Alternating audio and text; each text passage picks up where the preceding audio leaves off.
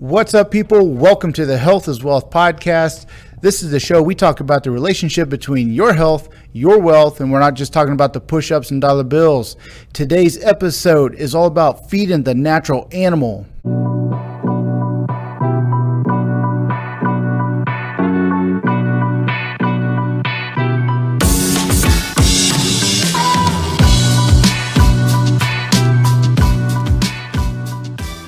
What's up, everybody? I'm your host, Jason Shively, and co-host Bobby Jackson's with us for another Road Show episode. The Road Sewed at Custom Fitness, and a super exciting one right here. We got Diontae Smith with us. Whoop, whoop. These are a couple of the most inspirational guys that I first met getting into health and fitness in South Florida. And man, I love having you here, man. This is awesome. So I'm excited to finally get a chance to catch up. We were talking a little bit before the show, all the awesome stuff you've been into, with no surprise, of course. But we kind of want to touch on kind of the more current things you're getting into. I know you got some stuff that you've been working on that we can't talk about yet because it's not really released yet or on its way. But maybe tell the people a little bit about kind of your story and maybe ways they can connect with you now. All right. Well, once again, thank you guys for having me here and be able to tell my side of the story. It's our pleasure. It's Diontae, Yeah. the Animal Smith. Diontae so the that's Animal Smith. how we all know him. That's how you guys are going to know him now. This is the Animal. Animal. Dude, nonstop, whether it's training, business, the entrepreneur spirit, man, this guy never stops. Hey, man, I try to stay, be a ball of energy and just to give everybody out there a chance to get to know me a little bit. I've been training for over, 15 years, got a good sports background. I adopted the whole animal, euphemism with, you hit it with the work ethic, the hustling, and I do got my little spirit animals that I live up to. Got to be fierce. Yeah, that's part of it. And the energy that you always have. I remember. Always, I think that gym we worked at together. I think you had started about a week before me, and it was so like I had never experienced that place without you there. But like we were both kind of learning the ropes at the same time, and we had that other little group fitness program. Yeah. And I looked to you because you had been in health and fitness for a long time. Yeah. That was really like my first big gig with higher volume training, and the group fitness was my first taste of that one. So it was like trying to basically just follow in your just path of energy that you were blazing there was pretty fun. But I think that's really the animal component of it too. It was like what all of your clients always said was like, man, it could be 5:30 in the morning, it could be 9 p.m. It's just they know what energy they're going to get when they're working with you. Man, that's like being, you say that, I think about being like I feel like a mad scientist, you know what I mean?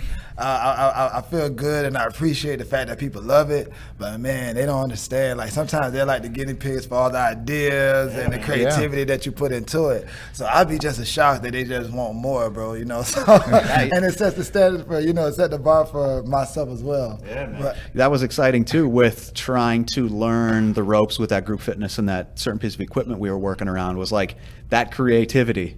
Yeah. Like I remember in there in the morning, like early as hell with you, and you were like, dude, I just found this one movement, or dude, we should try this. And it was like like artistic energy to try to break down the human body in as like fun and creatively as possible. Was like, dude, that was like me just getting thrown into the deep end of like health and fitness, and man, that was so much damn fun. Yeah, man, I feel like almost like a mechanic. You were a mechanic. Yeah, well, that's how I think. Especially us being in this industry, the things that we learn, the ways that you learn it. There's so many. To me, I always say there's no one door to success. Like when I see people out there doing their thing, man, it's like it could be Pilates, it could be yoga, it could be group fitness, personal training. We all have something special about us. We're like X-Men in this game, and it's amazing because I see other people that are able to, be able to, put their stamp and quality on stuff and get, just as much results. You have the bodybuilder community over here, but then you have a CrossFit community over there, and then, like I say, somebody's doing like bar, and they're just ripped. And that's the cool part of like, if they're healthy, they're healthy. Yeah. That's the coolest part for us too, is like people will attach to different styles of training.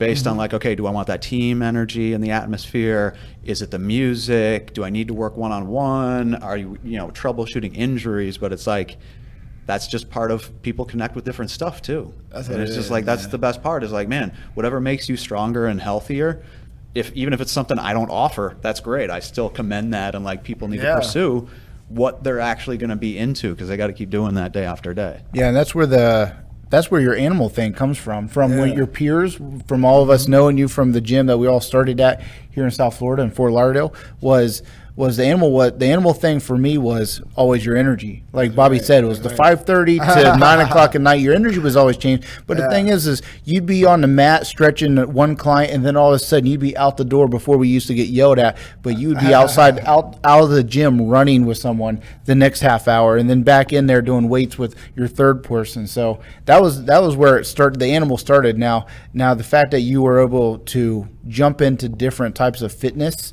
at a young age and actually start building a most career, definitely. that was I think where the real animal comes out. Yeah, man, having the background and different things, and it's great because, I wasn't the greatest at every sport, but I got to participate. So I had different coaches, different coaching styles. You probably still outworked most people in every sport too, right? Like that's the catch is like, yeah, technically we might not have been the rock stars at every sport, but I bet if I was there, you were probably still outworking everybody. You know what? It's funny because the guys I used to play with a basketball team, and I wasn't the best, but if they wanted somebody to guard the best, they're like, yo, put the animal on him. Like, I don't know what he's going to do, but he's going to make him tired. So I was like, everybody got, I'm going to be that guy coming out the bench. Like, who you want me to guard, coach? I just chase him down the whole time. Yeah, and that's what makes a difference too.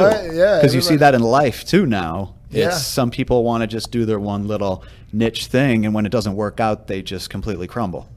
That's like that star athlete that thought they were going to make it at a thing. Right. They blow something out, and then their whole life is over. And it's like, I see that same energy in you being like, okay, every day you wake up, and it's like, okay, what can I do to make the biggest effect?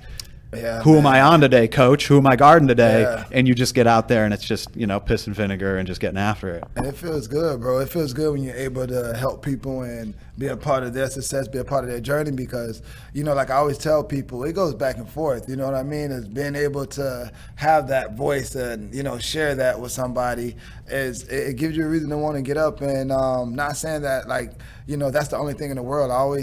For me, it's what I like. I like to help people. So if I knew how to help somebody just walk, fitness happened to be my platform. But the attitude, I think it's, whether you're a doctor or whether you're a mechanic, some people that genuinely love help, fixing cars, and that's how I feel about the body. Yeah, man. Fishing, so, the message in that is just to always do what you love doing, and it doesn't feel like work, and you keep grinding it out. I believe eventually it'll work for you, just always keep the positive attitude in it, so.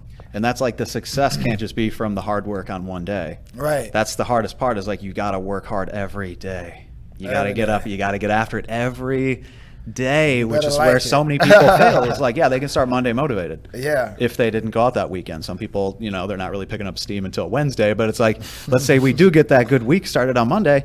Most people they're dying out by Wednesday, Thursday. They're coasting by Friday, and they just want to start the weekend again. And it's like, so that lesson that you were showing people back in the day to approach their health and fitness, which I think is really difficult because usually fitness is really uncomfortable. Yeah. Like getting somebody into the gym for the first time ever, you got to try to make them comfortable being uncomfortable. That's right. And it's like, so if you can at least be happy and smiling and joking around, like that takes some of that stress away. And I think that transcends fitness then to where now they go to work where, okay, that might be stressful too. It might not be physically pain, but it's like mentally they're usually stressed out. And it's like, if they can just you can still have fun and be doing something you don't like doing. Right. And it's like, man, if you can be doing that and take that from the gym to work, to your personal life, you know what I mean? I think that's like the lessons that a lot of people miss. And, my niche, I always try to make everything a party.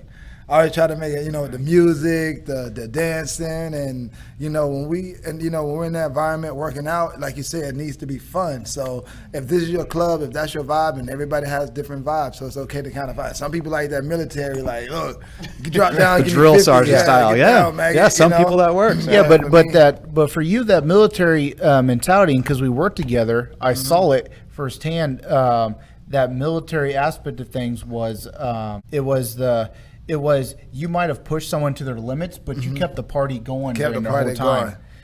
Yeah, and it's like a dance, you know. It's like when you're out there dancing and pumping and having fun, like you don't realize how hard you're working or how hard you're dropping it, how low you're dropping it. So that's why I was like, yo, you drop it down again, those burpees, I want to put them in that effect that every time that beat drop and every time, like that's your time to do that dance move. And man, you'll be surprised how many people could kick them out. Now they may hate me after with a fact. Yeah, right. They might be sore the next day. They're gonna love the but they're result. like, oh man, I was having so much fun. There's no way I could be that sore from that, right? Damn song again. It was that song, that song.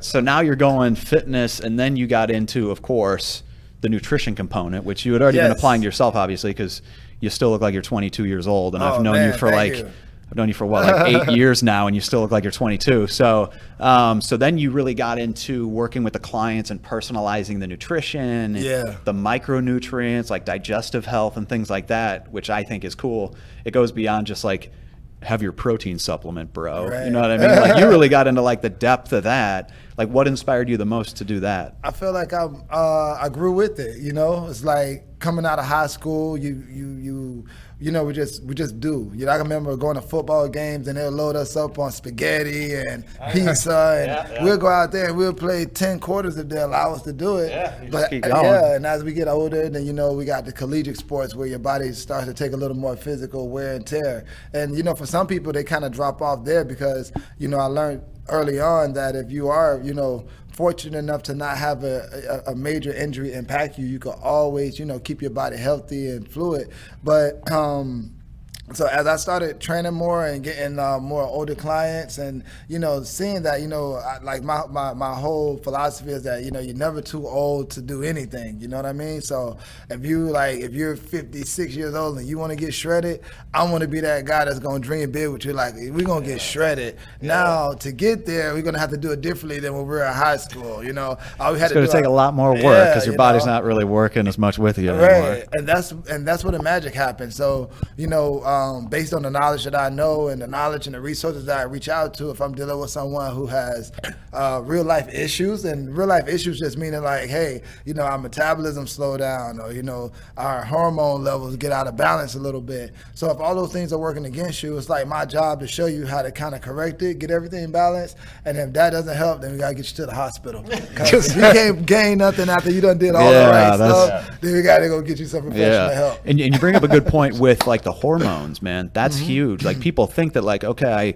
I'm taking my protein and I got my multivitamin. So why isn't my body changing? And you're like, dude, when there's crazy hormone swings happening in your body. And you're there's nothing, like there's culotte, like that shit don't go. Like you're never like your body's not going to change if like there's hormones in your body literally telling every physiological process to like hold on to that body fat or you know all these other things. So it's cool that you're bringing all that stuff together. It's so far beyond like the macronutrients, like the simple stuff. Yeah, man. And it's like just make sure your body's truly working as efficiently as possible. And with everything that's, you know, that's been in the, not just the food, sometimes the supplements, if you're not really good at reading labels and you're not really good at the, you know, all of our bodies are different in some ways. So we all have different, reactions to different things. And that is so detrimental, you know, when you get to a certain age level. So whenever I'm able to kind of allow people to accept that, I hope they, you know, I always encourage them to learn more on their own, but that's where the real fitness journey come in at, you know. Now, and that's what makes it a journey too, is like what we talk to our custom fitness people about too, is like it's trial and error. Like, we've read the books, we know the science, but we also know it's not perfect. So we might have to change volumes of different stuff, just the same way with the workouts. Whatever's going to hit their body the most efficient. And of course, nutrition's the same way. I might have that calorie down to the calorie, but if my body's not changing, that means I'm still eating too much or too little. And it's like, you just got to try it. It's a journey, man. You got to try different stuff and let it try to adjust and then make more changes. I still, sorry, Jason. No, go. No, I was saying, sometimes I still get those one or two, though, that kind of want to do it their way. And I always like laugh. That's most of like, them. that's what you have to be like, okay, is it, because I'll have the one that come and say, hey, all right, these are my goals. this is how I want to do it. This is how many times I'm going to wait. This is how many times I'm going to do this. That's 50% of the And people. Dude. I'm looking for you to be a great trainer. I'm like, wait a minute, you just You're took like, all the job out of what I do. That I is wanna the try training this. part right here, right? Yeah, or like- you got to have that tough conversation, which is Yeah. the, okay, that's already what you've been trying to do to achieve those goals, and clearly that doesn't work because you've been trying that since like 2010. It's very careful how you say that. Though. Yeah, Like, you can't say it like that, but it's still that, No, no. okay, if you knew what you were doing, you wouldn't need me anyway.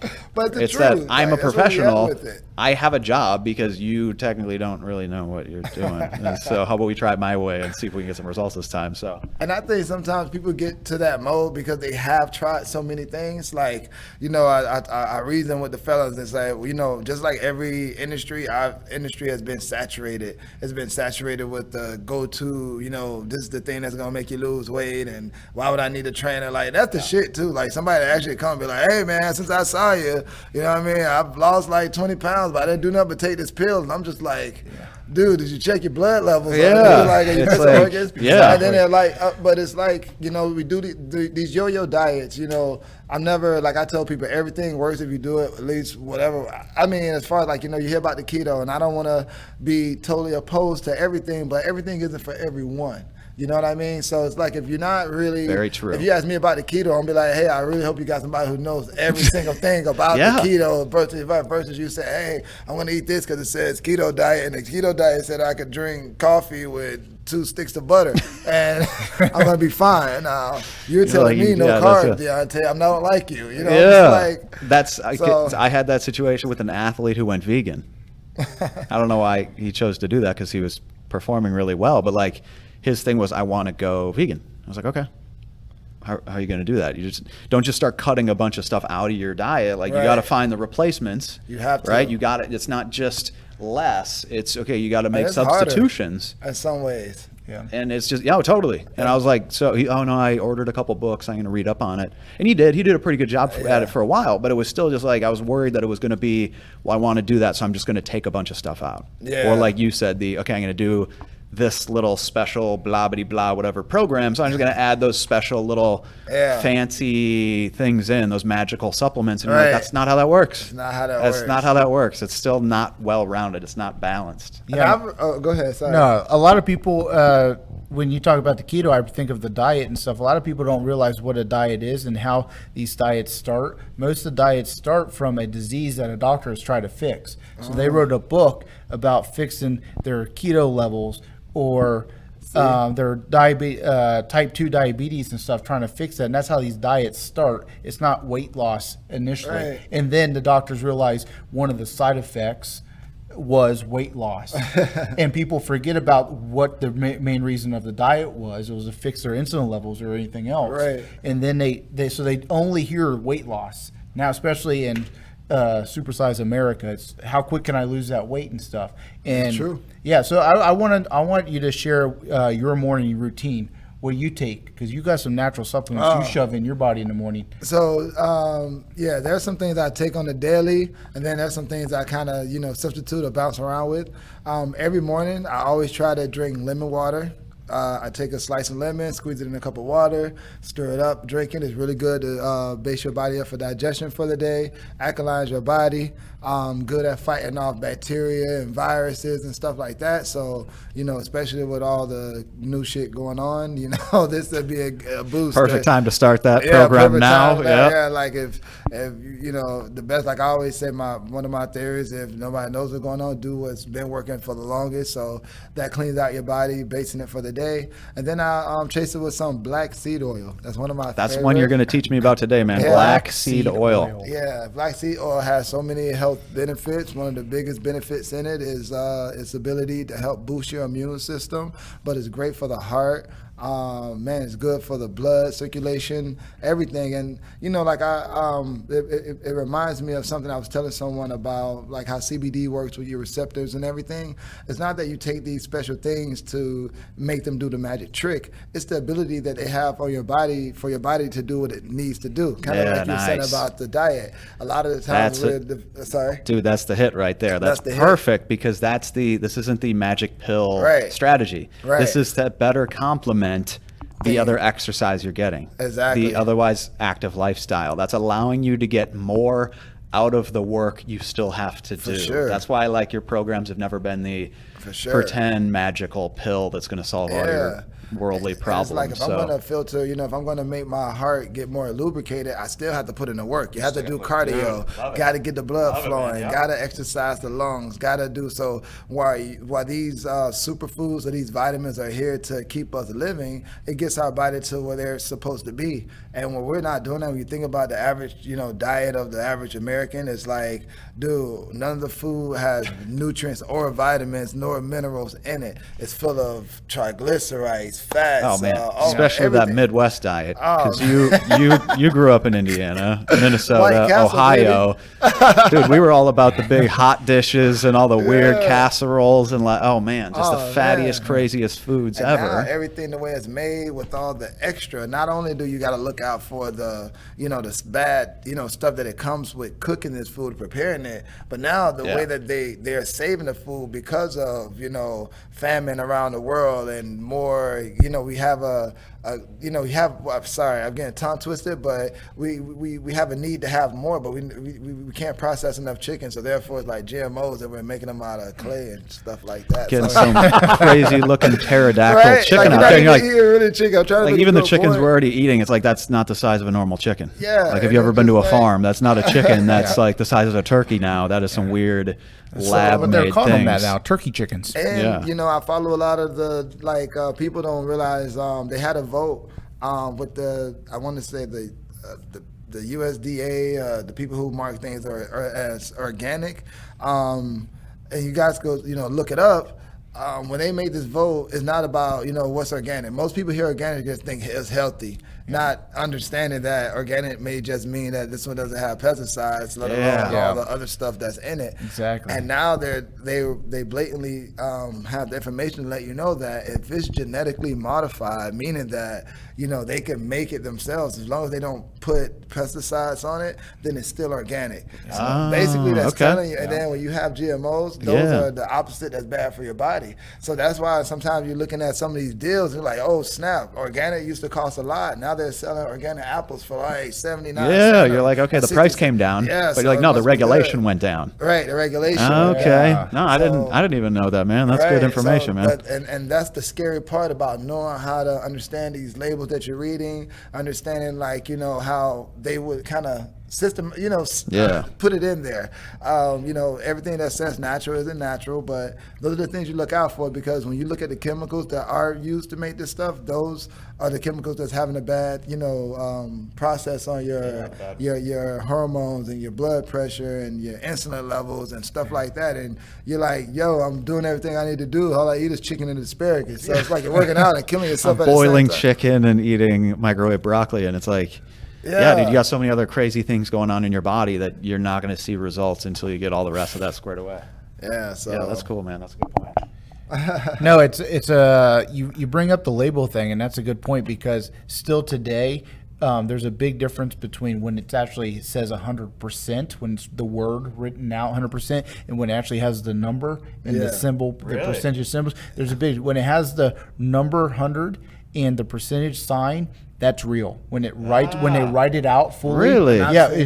Go to like a $5 and under store, and you'll see everything word by word, because written out. It's still, I know it's still true, because I read articles recently about the organic thing too. Right. And Netflix has got some awesome documentaries out there. The only issue with documentaries is they're usually one-sided. So I'm always careful. Somebody had to pay for that documentary, so you got to watch over that one sometimes. Take the documentaries in, but just realize that there's one-sided there. So you bring up, Diontae, you bring up some good points with it when it comes to labels. People need to read. It's almost like whatever's trending out in social media is what people are looking for on labeling, and it takes experts like you sharing this knowledge to us that some people forget. Like, look, just because it's organic, it's not like you think it is. And for that being such a buzzword. And like literally, like you put it, you see that on the bag, and then everybody thinks it's good. It's like, no, that's not what that even means anymore, right? That maybe that might have even been the definition a couple years ago, but who even determines that, right? Is that FDA or who changed that label? Did they just print that on? Yeah, it's like literally like 12 people who probably don't work out, who are probably really unhealthy, right? Like how many doctors do we know that are horribly unhealthy?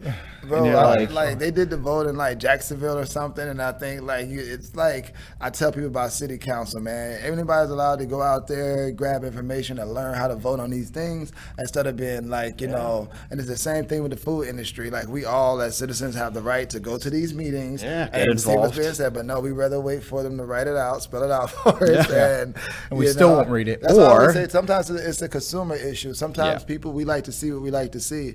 It's funny, like when I'm thinking about the label, I remember seeing the hair grease back in the day that had the hair grow, and all this time they never put a W, and they'll always say hair, spell out hair, and then just say GRO. But when you want to grow your hair and stuff like that, you're like, oh shit, this grows hair. Let me.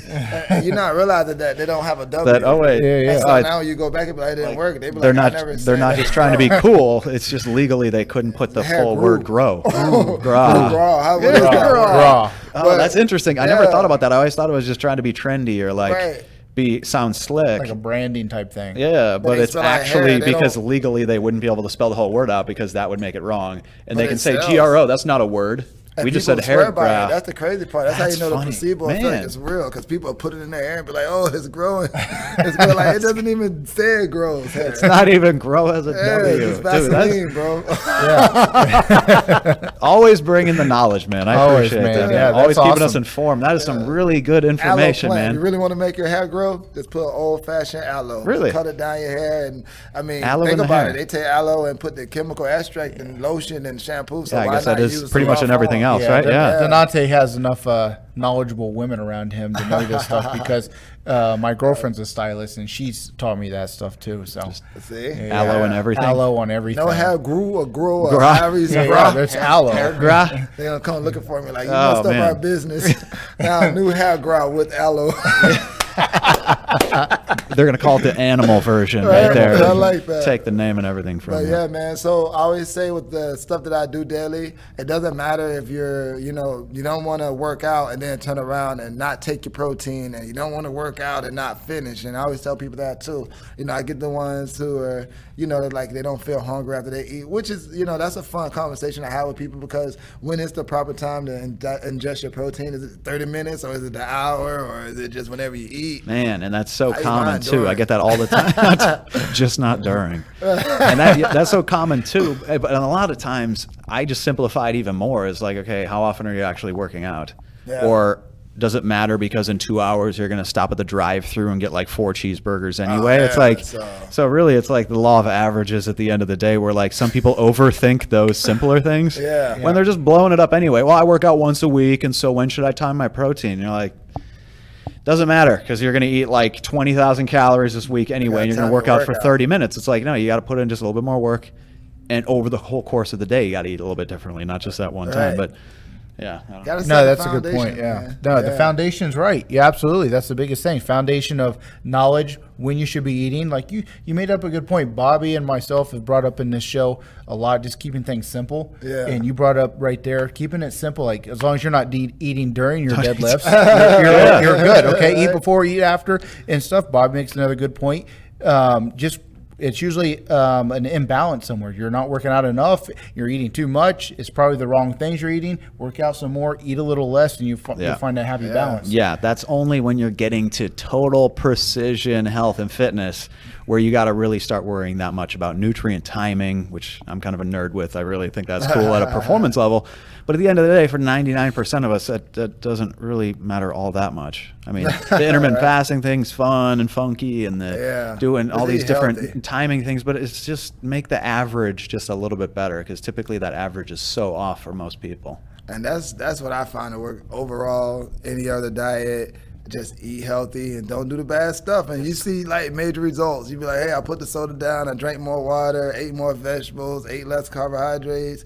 The protein I picked from wasn't the cheeseburgers this time. Actually, man. Like, and then real steak, so it did a little better. Oh, and I worked out 2 or 3 times this week. Cardio. That's it. You got to see results. You're going to see results right there, right? Like, I remember my first couple of clients at that old gym, which will remain nameless, but couple, I came into the game wanting to do like train young people and athletes. So like a first couple clients ended up being like significantly overweight, we'll say. They had like measurable amount of weight to lose, between like 30 and 50 pounds. breaking down both of their diets right off the bat, it was like they're both drinking like 6 to 12 cans of soda per day. They're like eating crazy. They're drinking too much. And they're coming from no exercise at all. So they're like, how am I going to start seeing results? I feel like it's going to be really tough. And I was like, if you drink only like 4 sodas a day, you're going to start seeing results because your body's adjusted to 12. Oh my God. Right? It's like just break it sugar. in half. You know what I mean? It's like just cutting crazy things like that in half, even not even taking them out all the way. You're going to start to see that first amount of result. Now, by the end of it, of course, they'd completely, taken that out of the diet. They're only drinking water or like, other little electrolyte things. Right. But it was like just to get that foot in the door and start making that first bit of progress. And that's what you got to have. You just break it in? Yeah. It's just like, just start. I want to, like I said earlier, if you're that 60-year-old that want to get shredded, I want to get you shredded, but we have to start with something. So I can't get you shredded and you're still like living like what life said you're supposed to. Yeah. You have to base your body up for this type of, because when the training element comes into it, the rest period, how much fast you got to hit it again, that's going to all determine how long you're going to be sore afterwards. Yeah, that's going to be determining everything you put in your body. Mm-hmm. Nothing's leisure at that time, especially at that age. Like nothing's leisure. Like everything else, like everything counts. Because I eat a slice of pizza. If I don't care if it's vegetarian or something, dude, I'm like on the toilet for like 8 days and nothing's happening. And I'm like, I can't imagine doing this at like 60. Oh man! But the same thing happens when someone the same thing happens when they go from a bad diet to a good diet too. They're on the toilet half the day too. So it's that balance. And Bobby, okay, that's take detox. the detox. That's that animal detox. It's like it's when people go and for the 60-year-olds, it's letting them know that you can still enjoy that wine or that whiskey on the rocks when you want, but if you want to lose weight and you want to build your energy up, you're gonna have to cut certain days out. And especially during your training days. So that's another good point, man. And what I've learned is when people know, they kind of are better to apply it. Because like the soda thing, a lot of people, I realize, they don't know why they shouldn't drink the soda. Like you tell them back and forth, and I say, one day I broke it down. I say, hey, this is how your insulin levels work. Your body has this much insulin before it starts doing the destruction. So think about it. This one soda already puts you at this. So you can't do anything but eat healthy for the rest of the day. Because you have another soda, then now your body's going to start pushed way over. Yeah, all over the hormonal imbalance. So now they're looking at the soda like, so if I drink half of this soda, you mean to tell me I could drink another half? Like, we're always going to try to cut a quarter. But I can see that they're processing that, how does sugar work in our body? How does insulin work in my body? Because I never knew that if I ate this food that it breaks down into sugar. I thought sugar was just what I put in my coffee. Yeah, sugar. So I was like, and I get it because I'll probably feel the same way if I was under a hood. Like, I didn't know the oil goes in there. And, well, I know about the oil, but there's other stuff I wouldn't know. But so sometimes I've learned that maybe if you kind of break down the science a little bit, but then nobody wants to know all the extra science, not what you get paid for to teach them what. Because I'm like that too. Like just fix the car. Like let me know enough to know that you're not doing the right thing. Yeah, that was another couple clients over at that gym too. Which is like I'm trying to like over explain something. They're like, I actually don't care. Yeah, I'm just paying you to be here, make sure I'm doing things right, and tell me exactly what to do. I don't need to know why I'm doing these things. I trust that you're going to do it right. I'm like, all right, well, get back to work then, I guess. All right, let's go. All right, I appreciate that. All right, let's go. So yeah, man, it's some people just need to know that little extra background too, and especially with nutrition because it's so easy to screw that up, right? Mm-hmm. It's like, okay, when they're in here for that hour of me looking over them, making, literally doing exactly what I'm telling them to do. That's one thing. It's that other 23 hours out of the day that they could be putting anything in their bodies. It's like, unless they truly understand just a little bit more about it, they're going to go back. They're going to pick up that 4th or 5th can of soda or whatever it is. And it's just like, yeah. Hey, you know what? Like I always tell, I've told people before too, like I see people get super motivated and they'll see a cool commercial, they'll see cool trend, like, yo, I want to work with that guy. I get that a lot. But you definitely have to have a start in place, and I'm I'm a big referral type of guy. So if I'm like, hey, I'll meet somebody and I see that, you know what, the animal just super hyper. I'm that guy people got to tell to slow down sometimes. And if you don't want your ass kicked up and down the street, I got some friends that can help you get started. But you do it in such a nice way, man, with a party mentality. You're not mean about it. They don't even realize they're getting their butt kicked half the time by you. You know, and it's kind of how I look at the gyms too. Like every gym kind of has a personality. Yeah. Like if you're a cardio guy, you should go to like the one with all the cardio machines. The Orange Theory. Well, I was gonna say the Planet. Yeah, they have like they have like maybe 2 or 3 machines you can hit the muscles. But then it's like, you know, if you know that's your level, don't go jump at the Orange Theory because they're gonna. Yeah. You might die. same thing with same thing like with CrossFit. When's the last time you ran? When I was 3. Yeah. Well, you might not last today. You know what I mean? You got to start off slow, so you got to know your activity level. That's what we come in and we ask you, hey, you know, how many times a week you work out, and how many times you think you want to, but how many times are you actually doing this? Because you know, I want to. And it's so, especially like I said, we're dealing with, you know, as we get older, we have so many different things going on with our bodies that we're not conscious of. So, you know, Lord forbid someone has a blood clot, has some sort of shit going on, and you're trying to like, yo, I'm partying, but this ain't that kind of party. You know, we ain't hot and bodies and ODing around here. Like, that ain't that kind of party. Like, this party we're supposed to actually enjoy it, do a cha-cha slide or something. Yeah. So I always stress that, and typically when people are coming into, you know, joining what I got going on, I always start them out with, you know, the most healthiest shit. Like I always say, look, at least training with me for the first few days, we're gonna go in like soups and salads. I'm gonna make sure I'm getting all this stuff out of your colon, not your stomach. So as we start doing these things, that's gonna increase your heart rate, that's gonna increase your blood flow, it's gonna increase how much oxygen you're taking in. I can rest assured that I'm putting you on something nutritional that's gonna allow it. Because if you go have a Big Mac or something and then try to come do this, it's coming out. Oh man, and that's happened so many times to me. That's mouth, ass, both ends. During the workout. During the workout. That's 5 minutes into the warm-up, too. Oh, man. Because the anxiety takes over. You said so many little nuggets to bring me back to it's my first times with people. They have that soda at lunch. They have a 5 o'clock workout. They have that Big Mac. And they're like, the anxiety takes over like that first day at school, and they get all nervous and they're trying to be macho in front of you. And so we're just doing some basic stretches and maybe a couple of sets of jumping jacks for like 10 to 15 reps, nothing like 3 minutes long. And then they're running to the toilet. Dude, they're not ready for running. it. And they come out white, nervous, like, okay, we're done. No, I can keep pushing. No, what'd you have today? Well, I had a diet soda and a Big Mac and half my roommate's fries. There it is. Some don't say nothing. I've seen people show up, be like, yo, like they all puking and shit. And I don't ask the question until, you know, maybe I should start putting out disclaimers before. Hey, anybody raise your hand? I need your food log for the last 12 hours, how you slept. But we're in the middle of workout. They're like you say, they're passing out, they're pale, they're faint. And he be like, dude, did you, like, what's wrong? Like, you got any unhealthy? Nothing's wrong. Like, did you eat today? Oh yeah, I didn't eat at all. Like, this is the first time I did something besides. He'd be like, dude, you're gonna die. These habits. This is one of the first bad habits you have to break. Start eating. And that is 2 good time frames people need to start thinking about. It's eat for the workout. Yeah. Right? You got to eat not just for the recovery. Everybody gets into that, when's the protein timing and what should I be doing to recover and make sure I'm maintaining muscle and burning fat and blah, blah, blah. But don't forget, you also got to eat as the pre-workout. That pre-workout meal, that couple meals before, what are you going to have? How much energy are you going to have? Meal.